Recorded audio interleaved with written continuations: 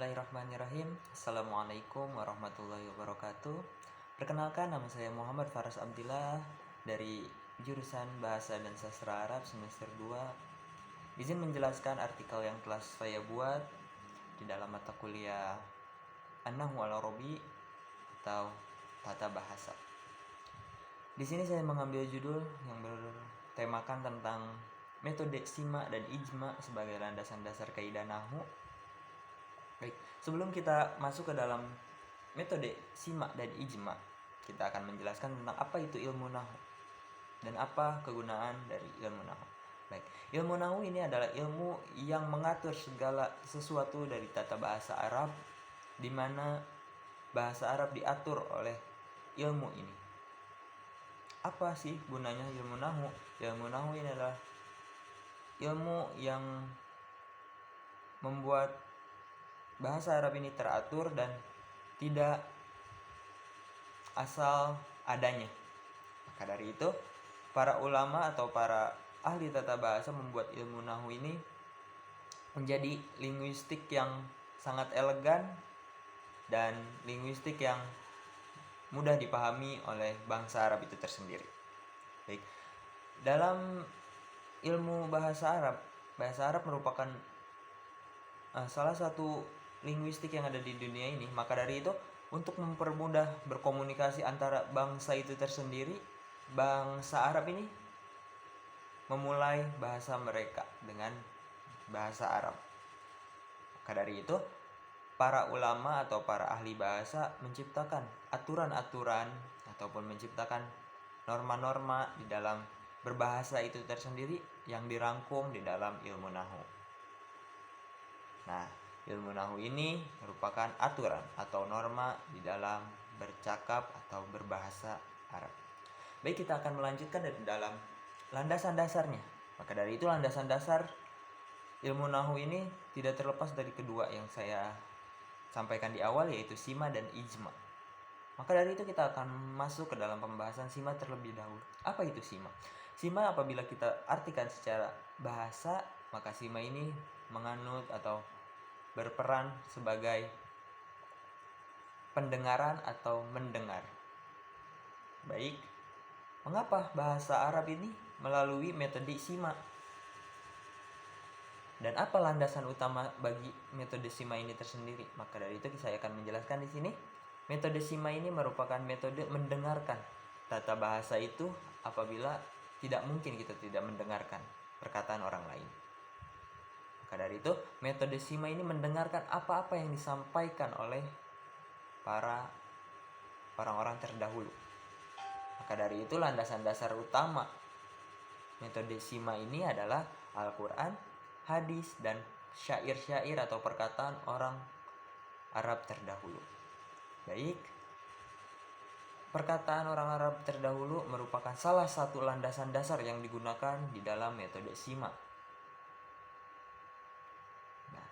Al-Quran merupakan landasan utama di dalam metode sima atau perumusan ilmu nahwu itu tersendiri, karena Al-Quran yang diturunkan oleh Allah Subhanahu wa taala melalui perantara Jibril kepada Nabi Muhammad SAW tidak berbahasa lain melainkan berbahasa Arab itu tersendiri. Maka dari itu, landasan utama para ulama nahwu atau ulama tata bahasa, para ahli bahasa bersepakat tentang Al-Quran adalah landasan utama atau landasan paling dasar di dalam tata bahasa Arab.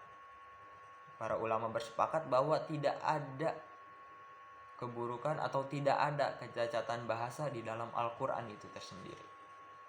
Maka dari itu, ulama bersepakat bahwa Al-Quran adalah landasan paling dasar. Apabila ada ulama nahwu yang membuat kaidah di luar kaidah Al-Quran atau menyalahkan kaidah Al-Quran, maka tidak bisa dianggap sebagai hujah itu tersendiri. Tidak bisa dianggap sebagai hujah itu tersendiri. Tidak bisa dianggap sebagai alasan kita berbahasa Arab. Maka dari itu, ulama bersepakat bahwasanya Al-Quran ini ilmu utama di dalam kaidah dasar ilmu nahwu. Khalil, salah satu salah satu ahli tata bahasa ini bersepakat dia menggunakan metode sima atau menggunakan metode pendengaran ini dari para qurra atau dari para ahli tata bahasa yang membaca Al-Quran. Karenanya Al-Quran adalah salah satu landasan utama di dalam perumusan kaidah ilmu nahwu itu tersendiri. Yang kedua ini adalah hadis. Hadis tidak terlepas juga dari metode sima atau pendengaran sebagai landasan utama ilmu nahwu. Hadis yang disampaikan oleh Nabi Muhammad SAW merupakan salah satu kaidah dasar ilmu nahwu atau landasan utama di dalam metode sima. Baik, kembali kepada pembahasan sima. Sima tidak terlepas dari perkataan orang Arab terdahulu. Perkataan yang bagaimana yang bisa dijadikan sebagai alasan utama perumusan kaidah nahwu di dalam metode sima, maka saya akan menjelaskan di dalam kitab Al-Iftirah atau kitab yang disampaikan atau dibuat atau dikarang oleh Al-Imam Al-Suyuti, berkata bahwa perkataan orang Arab yang sebagaimana yang bisa dijadikan sebagai alasan atau utama di dalam kaidah nahwu. Imam Al-Suyuti menjelaskan bahwa ilmu nahwu atau perkataan orang Arab yang bisa dijadikan dasar ilmu nahwu ini adalah perkataan orang yang benar-benar fasih, atau kita bisa mendengarnya sebagai perkataan orang Arab yang benar-benar enak untuk didengar di dalam syairnya ataupun di dalam perkataan-perkataannya. Maka dari itu para ulama bersepakat bahwa perkataan orang Arab yang fasih atau terdahulu ini bisa dijadikan sebagai hujah atau alasan utama berdirinya ilmu nahwu di dalam kaidah dasar sima.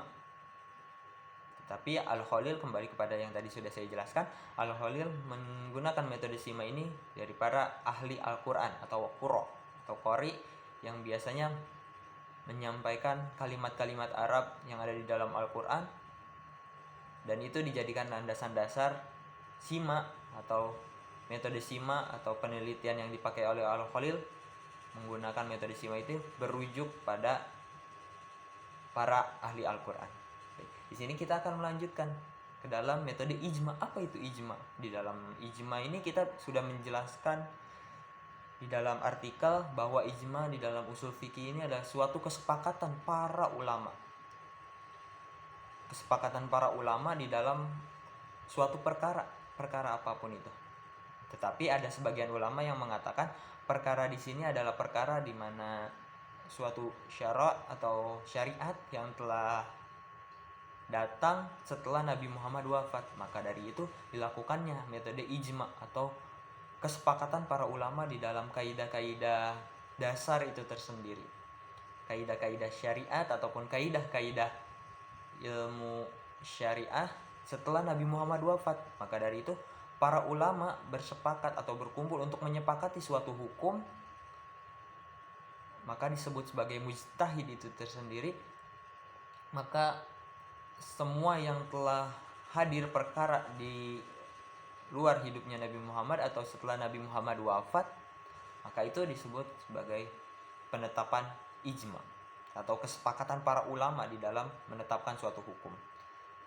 Maka dari itu ilmu nahwu tidak terlepas dari yang namanya ijma atau kesepakatan para ahli nuhait atau para ahli tata bahasa, di mana tidak sedikit dari tata bahasa yang merupakan atau mendapatkan suatu perlawanan atau mendapatkan suatu ketidaksetujuan di dalam tata bahasa itu tersendiri. Maka dari itu para ulama bersepakat atau berkumpul untuk menyepakati suatu hukum di dalam tata bahasa agar tidak ada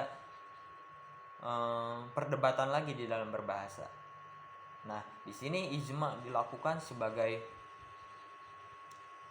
penetapan suatu hukum bahasa yang dimana mereka tidak akan kebingungan di dalam berbahasa. Mereka menyepakati suatu hukum dengan hukum lainnya agar dipermudah di dalam berbahasa orang Arab itu tersendiri maupun siapapun yang ingin belajar di dalam berbahasa Arab.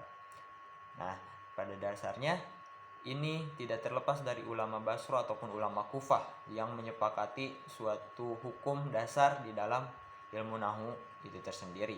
Ijma yang telah disepakati dalam suatu hukum nahu dan ilmu yang disepakati di dalam tata bahasa itu tersendiri. Maka ijma disebut sebagai teori dasar atau landasan dasar utama pada kaidah-kaidah dasar ilmu nahu. Baik, kesimpulan dari apa yang telah saya jelaskan di sini, kita bisa mengambil kesimpulan bahwasanya landasan dua yang tadi merupakan sima ataupun ijma tidak terlepas dari landasan dasar kaidah nahu, atau sebagai metode pertama merumuskan ilmu nahu itu tersendiri. Karena dasarnya ada 3 yang paling utama menjelaskan tentang kaidah dasar ilmu nahu, yaitu Al-Quran, hadis maupun perkataan orang Arab. Di dalam simai landasan utamanya itu, karena simai ini merupakan salah satu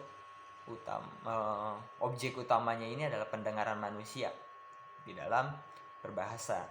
Maka dari itu linguistik yang dikeluarkan oleh para ahli tata bahasa ataupun linguistik yang dikeluarkan oleh para orang-orang Arab terdahulu disepakati sebagai metode ijma itu tersendiri. Al-Quran sebagai landasan paling dasar ataupun landasan utama, yang dimana ketika ada para ahli nahu yang bertentangan tentang ilmu bahasa yang ada bertentangan dengan Al-Quran, maka itu tidak akan disepakati sebagai hujah atau alasan berargumen tentang bahasa, karena tidak relevan ketika mereka menciptakan suatu hukum dan itu bertentangan dengan Al-Quran. Maka mereka menyepakati Al-Quran ini sebagai landasan utama atau dasar paling utama di dalam merumuskan kaidah ilmu nahu. Yang kedua hadis, dan itu pun salah satu kaidah dasar merumuskan ilmu nahu di dalam metode sima, pendengaran yang telah dikeluarkan atau pendengaran yang mereka dengar tentang perkataan-perkataan Nabi Muhammad merupakan wahyu yang diturunkan kepada Nabi Muhammad, karena Nabi Muhammad wa may yantiqu anil hawa in huwa illa wahyu yuha, karena yang diperkatakan Nabi Muhammad itu bukan suatu yang semena-mena dikeluarkan secara asal, karena itu berasal dari Allah Subhanahu wa taala. Dan yang terakhir itu perkataan atau syair-syair orang Arab terdahulu yang dipercayai sebagai perkataan yang fasih oleh Imam As-Suyuti, dan tidak juga melupakan menganalisa yang telah mereka dengarkan itu tersendiri. Dan ijma yang tadi telah saya jelaskan, kesimpulannya merupakan perkataan atau suatu kesepakatan yang telah disepakati oleh para ahli ulama Kufah maupun Basra yang sering terjadi perdebatan.